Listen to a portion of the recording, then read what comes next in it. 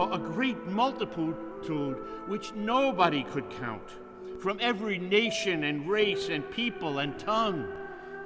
God's salvation is thrown out not just to the children of Israel, but to all of us. And that is the point of why we come together on the Feast of All Saints to celebrate, because we know that God's love is destined for every human heart, because it was God's love that created every human heart.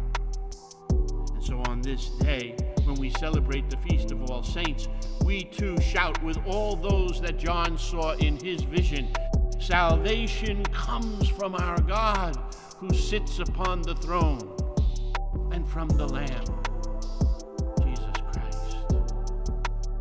And it is our prayer that we too will someday be among that throng that gives such praise to the God of love.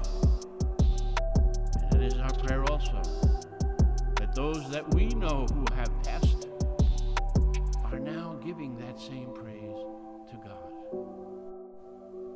The Feast of All Saints isn't a day when we remember just those holy people who we call saints. We have St. Francis, St. Joseph, but this isn't their day. Today is the day of all those who have been saved by the blood of the Lamb, who have entered into the kingdom of light. We don't know who they all are. They haven't been named by the church as saints. But everyone who arrives at the gate of heaven is one of those saints. Who are we talking about?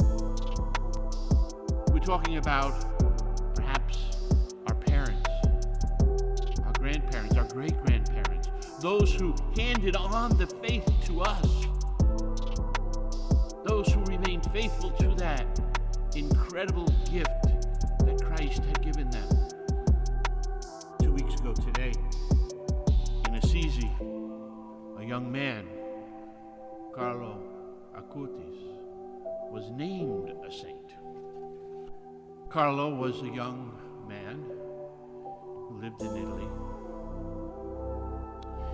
His parents were Catholic, but so-so. And he wanted to receive his first communion. And when he made his first communion, something sparked interiorly when he had that encounter with Jesus Christ through the Eucharist. And he began a devotion to the Eucharist. As he grew, he began to study the world. It was a world not like what I was growing up in. It was a modern world, a world of computers and laptops. And he took easily to that. And he set up his own web page where he put stories about miracles of the Eucharist and healings from the Eucharist. Such was his love of Jesus Christ. 15 years old, he's diagnosed with cancer, leukemia, and rapidly faces his demise. But he faced it, knowing that he was loved by God. And he faced it knowing that what awaited him was the ability to join in that great chorus of voices that sing praise to God. Salvation comes from our God who sits upon the throne and from the Lamb, Jesus Christ. This 15-year-old boy is a saint. And my thought is, if he could do it, you can do it. This isn't just about the holiest people you ever met, or the people who walk around all day and their heads are bent and their hands are folded in prayer. This isn't about them. This is about the regular people who go about their job proclaiming Jesus Christ. This is about parents who hand on faith. This is about children who accept that faith.